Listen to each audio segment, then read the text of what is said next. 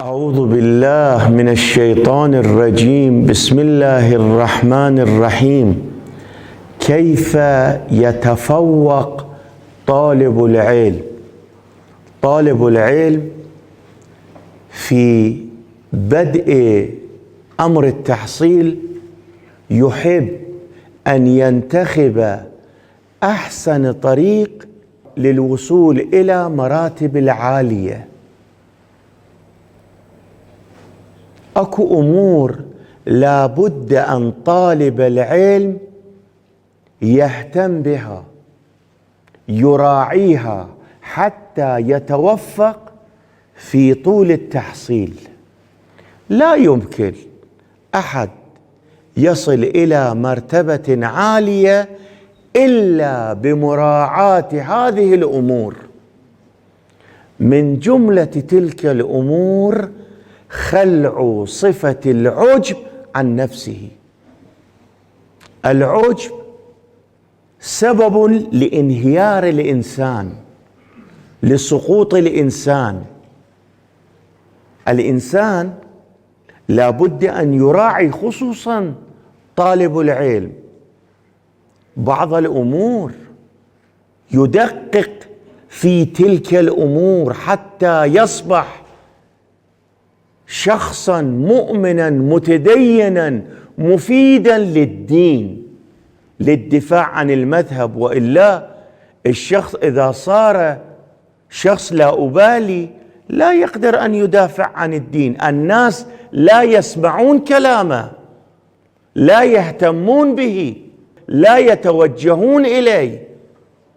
الإنسان إذا صار إنسان معنوي إلهي الناس يتوجهون إليه، ينظرون إليه، يأخذون منه. إياك والعجب. شوف رسول الأعظم بوصيته لأمير المؤمنين روحي له الفداء يقول: لا وحدة أوحش من العجب. العجب تخليك وحدك، يخليك تصير إنسان منعزل. من دخله العجب هلك.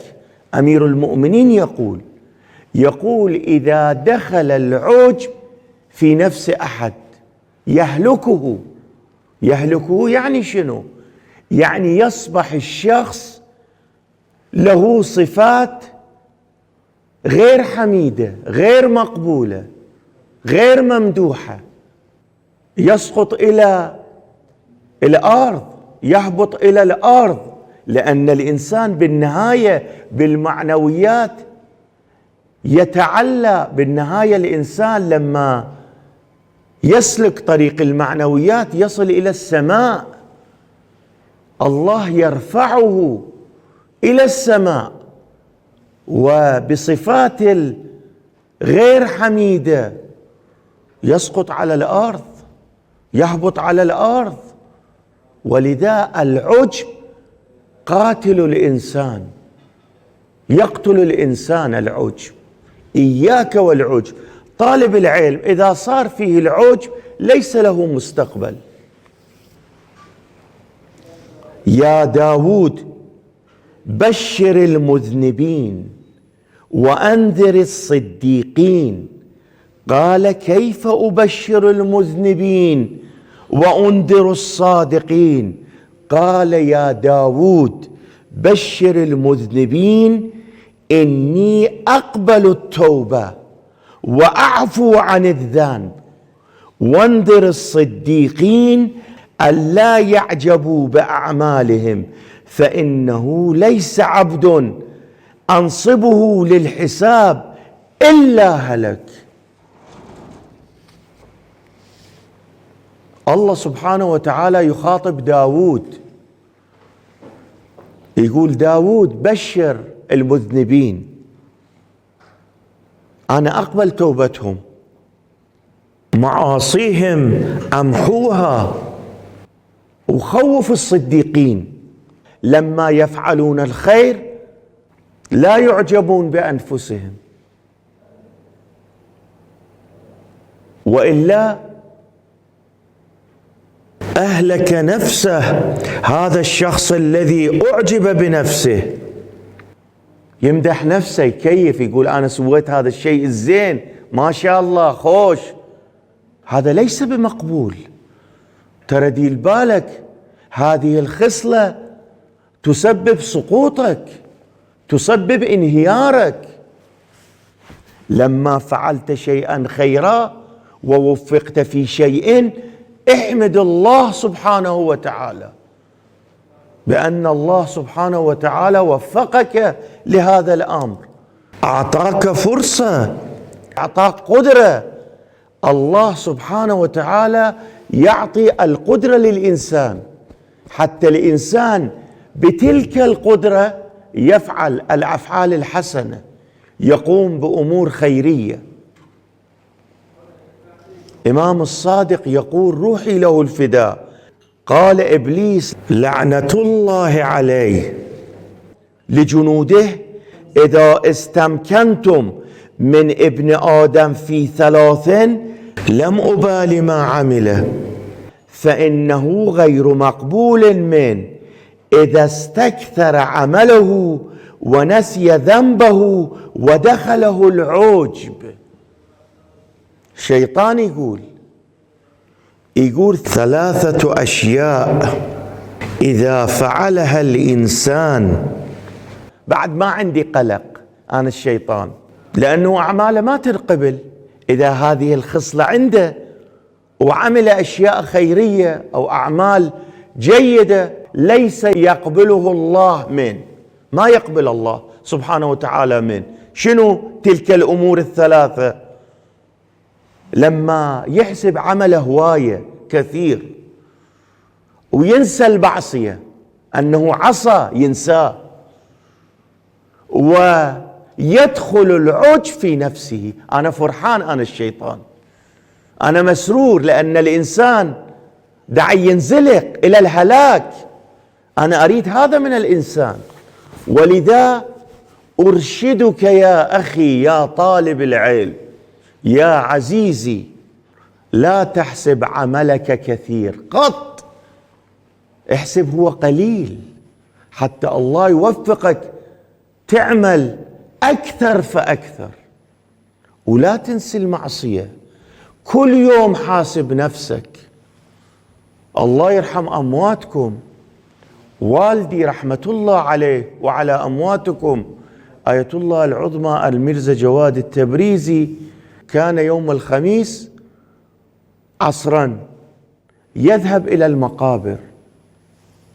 لما كان في النجف كان يذهب إلى وادي السلام، ولما جاء إلى إيران كان يذهب إلى أبو حسين، وادي السلام، جلزار الشهداء، شيخان، مناطق مختلفة، بقيع. كان يجلس عند بعض القبور ويتكلم معهم. يوم من الأيام سألت منه يا أبتاه، أشوفكم هواية تهتمون بزيارة القبور وتجلسون عند بعض الأشخاص وتتكلمون معهم، لماذا؟ قال ابني اسمع، الإنسان محصور بالشيطان، الشيطان ليلا ونهارا حاصر الإنسان، يريد يدخل في أعماق وجود الإنسان بأي طريق، يحاسب الأيام والساعات والدقائق حتى تصير فرصة يدخل في وجود شخص المؤمن. وأنا لما أجي كل خميس إلى زيارة القبور أسبوع كامل الشيطان بعيد عني. لماذا؟ لأن أذكر أصحابي كانوا أجلاء، كانوا متمكنين، كانوا مثل في الحياة الدنيا، والآن أياديهم مقطوعة، هم في قبورهم، ليس لهم يد أن يأخذوا ما يريدون من الدنيا.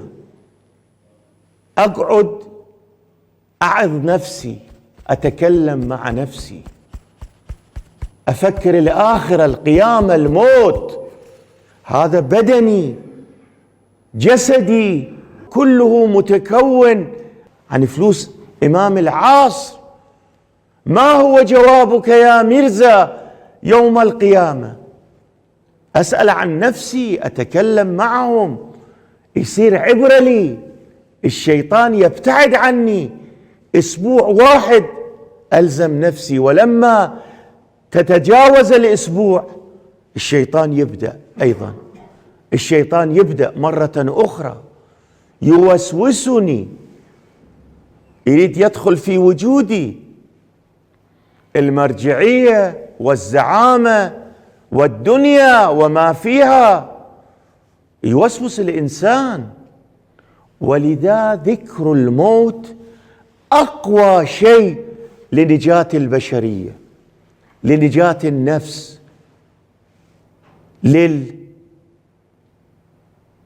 للوقوف أمام المعاصي. الموت، ذكر الموت، إذا ذكرت الموت تجتنب المعاصي. واعلم أن الإعجاب ضد الصواب وآفة الألباب. أمير المؤمنين روحي له الفداء في الرسالة 31 في نهج البلاغة يخاطب إمام حسن المجتبى، روحي لهما الفداء. ابتعد من الغرور، ابتعد عن مدح نفسك.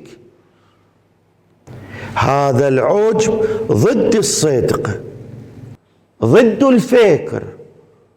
آفة العقل هي العجب.